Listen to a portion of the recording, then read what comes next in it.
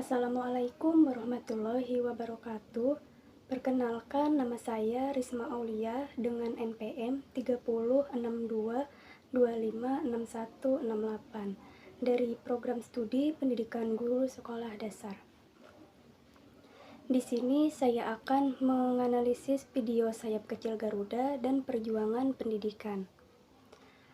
Video pertama yang akan saya analisis yaitu Sayap Kecil Garuda.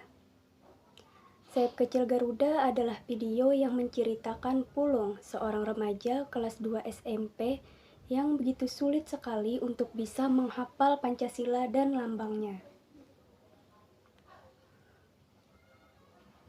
Dia memang memiliki daya ingat yang lemah. Saat dia masih bersekolah SD, dia memang pernah tidak naik kelas, dan saat dia kelas 1 SMP juga tidak naik kelas. Namun, Pulung anak yang baik hati. Sepulang sekolah, sebelum dia mengaji ke surau, dia selalu rajin menolong kakeknya yang dia panggil dengan sebutan Abah untuk mengumpulkan beras. Perelek adalah suatu cara untuk melakukan sesuatu budi yang sudah turun-temurun di kampung mereka. Setiap warga kampung mensedekahkan satu kaleng susu dan beras yang mereka letakkan di depan rumah. Beras dan susu itu mereka kumpulkan setiap seminggu 3 kali, lalu diserahkan kepada PRT untuk kemudian dijual murah ke kampung yang tidak dapat kepentingan modal usaha atau kepentingan lainnya. Sikap Pulung yang tanpa pamrih, penolong, soleh, dan juga yang mudah bergaul, membuat dia dicalonkan untuk menjadi ketua OSIS berlomba dengan Asih dan Pandi, murid yang pintar dan diunggulkan di sekolah mereka. Suatu hari, Ibu Pulung selama 8 tahun bekerja di luar negeri pulang. Ibu Pulung mengajak Abah dan Pulung untuk pindah ke Jakarta, namun Abah menolaknya. Demikian juga Pulung. Sebab semenjak ayahnya Pulung meninggal dan ibunya Pulung pergi tanpa kabar, Abah yang mengasuh dan membesarkan Pulung seorang diri. Walaupun daya hafal Pulung lemah, ternyata Pulung sangat kuat di bidang visual. Dia pintar menggambar, apalagi setelah diajari Fakjul. Suatu hari, Pulung dapat menjuarai lomba gambar antara siswa se-Cianjur. Pulung mendapatkan piala dan sepeda dari perlombaan gambar tersebut.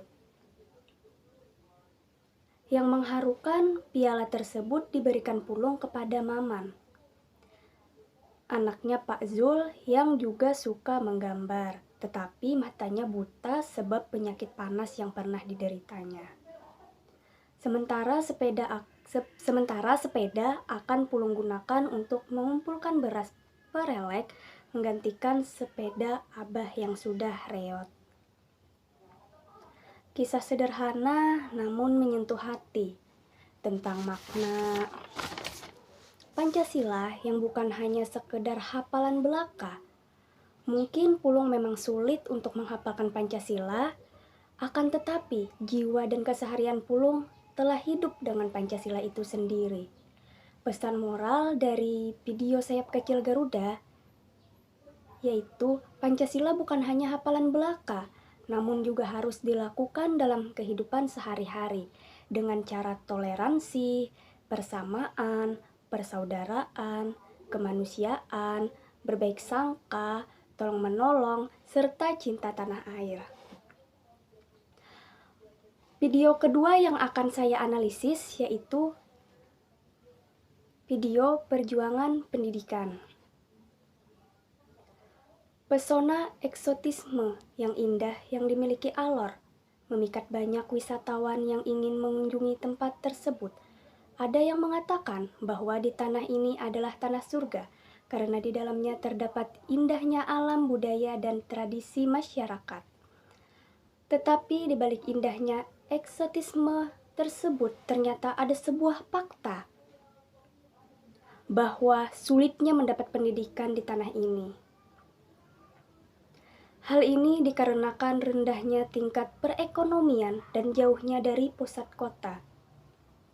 Vera Ertiana dan suaminya adalah salah satu guru garis depan untuk membuka gerbang pendidikan di Tanah Alor melalui Kementerian Pendidikan dan Kebudayaan demi memenuhi kebutuhan pendidikan di Desa Padang Panjang, Kecamatan Alor Timur, Kabupaten Alor. Sarana dan prasarana yang tidak ada membuat anak-anak di Desa Padang Panjang sulit untuk bersekolah.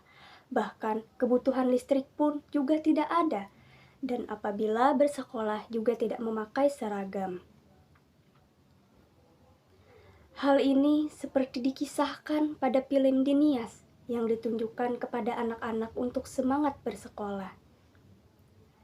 Selain itu, Vera juga berharap setidaknya anak-anak di Desa Padang Panjang minimal bisa membaca, menulis, berhitung, serta cinta tanah air.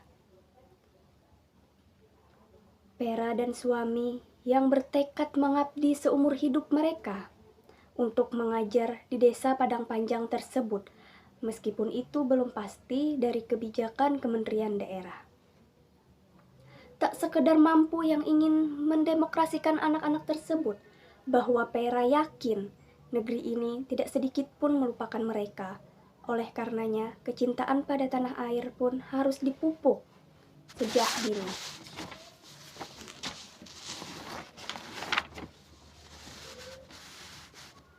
Anak-anak itu tidak tahu Indonesia sama sekali. Mereka tinggal di mana juga tidak tahu. Mereka hanya tahu Alor saja. Presiden juga mereka tidak tahu, ungkap Vera. Upacara yang diusahakan setiap Senin pun diupayakan untuk anak-anak tahu nilai nasionalisme. Sebelum kedatangan Vera dan suaminya tidak pernah dilaksanakan upacara bendera. Keputusan Vera dan suaminya mengajar untuk anak-anak di Desa Padang Panjang diikuti konsekuensi yang panjang dan Vera meninggalkan anaknya yang baru berusia 1,5 tahun dan tinggal bersama keluarganya di Solo.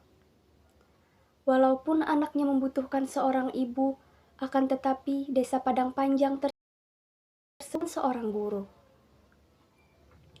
Sekarang adanya sekolah kelanjutan SMP. Walaupun masih ada 2 kelas, yaitu kelas 1 dan kelas 2 saja. Dalam pikiran warga yang mulai terbuka tentang seberapa pentingnya pendidikan tersebut. Salah satunya adalah Delmar, murid kelas 4 SD yang begitu semangat mereguk ilmu yang membuat para guru kagum. Setiap hari dia berjalan 3 kilometer dari rumahnya ke sekolah. Dia selalu datang lebih awal. Delmar merupakan teladan bagi murid-murid lainnya. Padang Panjang adalah buah dari tidak meratanya pendidikan di Indonesia yang belum mendapat janji perubahan yang bernama pendidikan. Mereka harus sabar memanfaatkan keterbatasan akses yang ada, mengejar kesempatan, berusaha untuk setara dengan generasi seusianya di belahan lain Indonesia.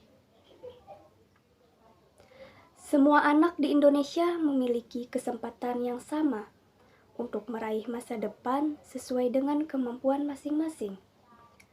Meskipun mereka memiliki keterbatasan, akan tetapi mereka memiliki semangat yang tinggi. Pesan moral dari pendidikan yang dapat saya simpulkan adalah bangsa yang besar adalah bangsa yang menghormati jasa pahlawan. Guru adalah salah satu contoh seorang pahlawan tanpa tanda jasa, serta semangat anak-anak dengan keterbatasan dalam mereguk ilmu pengetahuan dalam kehidupan sehari-hari, perjuangan serta semangat mereka dapat dijadikan motivasi agar kita dapat lebih bersyukur dan tidak putus asa dalam meraih cita-cita juga masa depan. Demikian analisis yang dapat saya paparkan. Saya ucapkan Wassalamualaikum warahmatullahi wabarakatuh.